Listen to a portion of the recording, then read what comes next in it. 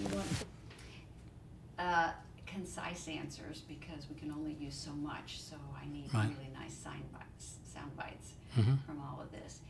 Tell me, in a very compact answer, how did you meet Lou? When I was a high school senior, I wanted to learn how to kick a little better, and Lou had just retired from the Cleveland Browns and was the greatest kicker in the history of the league, and we were blessed to have him in Cleveland. I had never met him or spoken to him, so I wrote him a letter asking him if I could come out and kick with him so he could observe my technique and help me improve. I never expected to hear from him, but 2 weeks later, I got a note back from Lou inviting me out to kick with him and his sons, Jeff and John. And I was completely amazed by this and gladly went out there. And that's when I met Lou for the first time out at Berea High School over on the side of the school with Jeff and John and with Judd, who was later the largest of the Groza brothers, but at that time I would guess was about 9 years old and would catch the balls for us and bring them back. Why in the world would a professional football player with such a career answer a kid's letter? Well, Lou was that kind of a guy. Lou was a guy that would sit at a restaurant and continually sign autographs. I remember one time we were eating at I think it was the Higbee's cafeteria, and somebody came up to him and said, "Could I have your autograph, Mr. Hickerson?" And there was one of Lou's teammates on the Browns was a guy named Gene Hickerson, who was also an offensive lineman. And Lou just got a good laugh out of that and then signed the person's autograph anyway. And he was just a very personable guy, very approachable, bigger than life, but one of the nicest people you'd ever want to meet. And a guy that was just like one of the guys kind of a guy, but when the time came to perform, there was just nobody like him. What did his friendship mean to you? It meant a lot to me because when I first wrote Lou, my dad had passed away 8 years earlier. And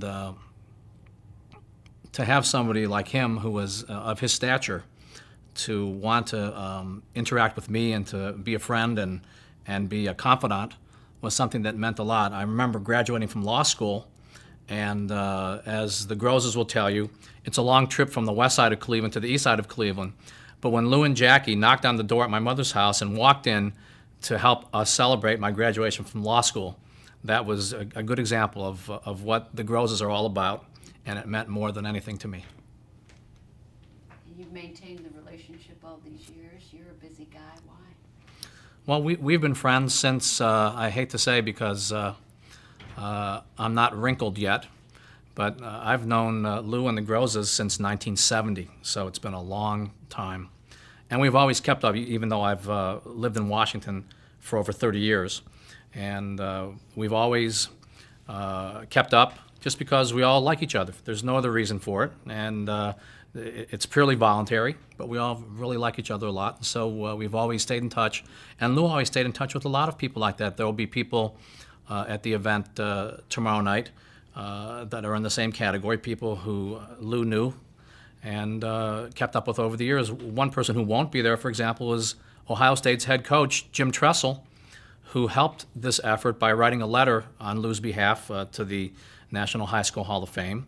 And Coach Tressel was an admirer of Lou's when he was a boy growing up in Cleveland. And it was the same sort of thing. If you had to sum up his personality, not as a player, but as a person, sum it up for me in a sentence. Well, just like his sons, who I think inherited this from him, he was a real needler. He could really bring you down to size when he wanted to, but at the same time was a very modest, in some ways very shy person. And I must say, this is a long sentence, but I must say that I really had no idea of Lou's exploits as a high school player until I looked into this issue of perhaps seeing if he was eligible for induction into this wonderful Hall of Fame. And the reason I never knew about it is Lou wouldn't talk about those sorts of things.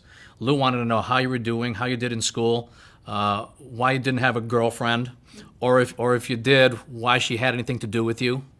And that was the sort of way he was. And it's something that we all fondly remember about him. Okay. 20 years from now, how will you remember Lou? Well, I've lived in Washington for over 30 years, and Washington has its beloved sports figures.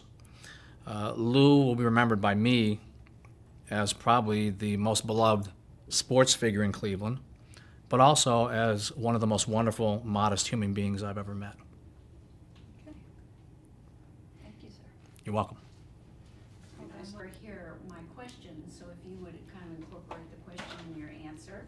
Okay. And we're using short sound bites because we've taken your bio from all the pictures that you've sent us. Okay. And we're going to insert little sound bites. So Great. that people in the audience kind of get a feel for who you are Terrific. in real life. Okay. Instead of just reading about your wonderful career. Thank you.